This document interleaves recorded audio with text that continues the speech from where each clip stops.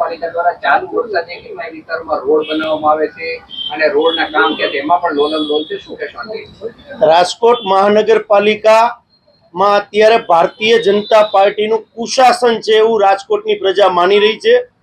મોન્સૂનની કામગીરીમાં માત્ર નાટક કરીને લોકોના પૈસાને કઈ રીતે ઓળવી જવા એ જ સત્તાધીશોનો મુખ્ય ધ્યેય છે।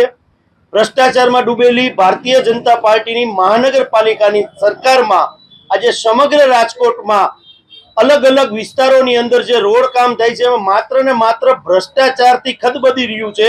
કારણ કે વરસાદી સિઝનની અંદર પણ વરસાદ આવતો હોય ત્યારે પણ ડામર રોડ કરવામાં આવી રહ્યો છે, કારણ કે એ લોકોએ જવાબ ન આપવો પડે કેટલો ડામર કર્યો અને કેટલો ન કર્યો, કારણ કે વરસાદ આવે છે એટલે ધોવાણ થવાનું છે।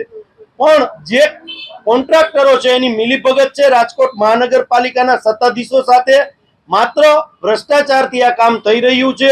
એટલા માટે આવનારા દિવસોની અંદર જે લોકોને હાલાકી પડે છે એના માટે કોંગ્રેસ તત્પર છે અને આવનારા દિવસોમાં મેયર અને સ્ટેન્ડિંગ કમિટીના ચેરમેનને જે ભ્રષ્ટાચાર જે લોકો કરી રહ્યા છે એને રોકવાનું કામ મ્યુનિસિપલ કમિશનરે કરવાનું છે અને લોકોની સુખાકારી માટે જે સ્થાનિક સ્વરાજની સંસ્થા કહી શકાય એ જો આવા કોન્ટ્રાક્ટરોને કામ આવનારા દિવસોમાં આપશે તો રાજકોટની જનતા હેરાન પરેશાન થશે।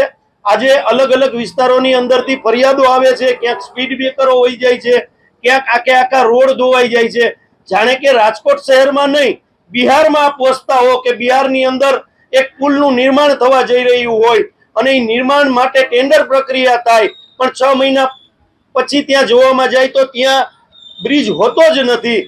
એવી જ રીતે રાજકોટ મહાનગરપાલિકાની અંદર રોડ રસ્તાના કામોના ટેન્ડર મંજૂર થાય છે પણ મહિના દિવસ પછી ત્યાં જાવ તો ત્યાં કોઈ જાતનો ડામર અથવા કોઈ પણ જાતનો માટીનો કામનો જે રોડ હોય છે એ હોતો નથી। આવી ફરિયાદો વ્યાપક મળી છે જનતાની।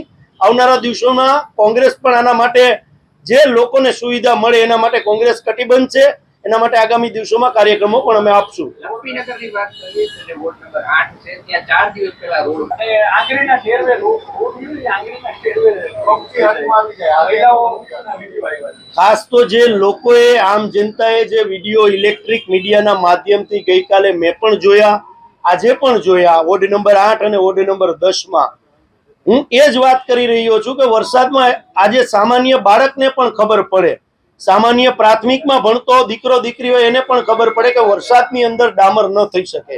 આ એટલા માટે ડામર કરવામાં આવે છે વરસાદમાં જે કોન્ટ્રાક્ટ મળ્યો છે જેટલું કામ કરવાનું છે એ વરસાદની સિઝનમાં એટલું કામ કરી અને ઉપર ત્યાં પહોંચાડી દે। જે ગુણવત્તાવાળું કામ છે એ ચકાસણી માટે જે મહાનગરપાલિકાના અધિકારીઓ નીમવામાં આવ્યા છે એ ડોકાતા નથી, માત્ર મિલીભગત છે કે આટલું કામ અમે પૂર્ણ કર્યું છે, જે એ હાથેથી ઉકળી એટલા માટે જાય છે કે એની ગુણવત્તા નબળી છે અને એ મહાનગરપાલિકાના સત્તાધીશોને ખબર છે। કારણ કે જો એને ખબર હોય ને સારું કામ કરાવે તો જે એને પૈસા મળવાના છે, જે સત્તાધીશો જે કોઈ લે છે ભારતીય જનતા પાર્ટીના એને પૈસા નહીં મળે, એટલે મિલીભગત ત્યાં કામ કરી રહ્યું છે। હું આપના માધ્યમથી કહેવા માંગુ છું કે રાજકોટની જનતાને રાજકોટ મહાનગરપાલિકામાં જે કુશાસન છે એને સુશાસનમાં ફેરવવા માટે તૈયાર રહે। કોંગ્રેસ કટિબદ્ધ છે, લોકોની સુવિધાને પાયાવિહોણી જે ભારતીય જનતા પાર્ટીએ કરી છે સમગ્ર સુવિધા રાજકોટની અંદર લોકોને મળે એ મુખ્ય ધ્યેય અમારો રહેશે।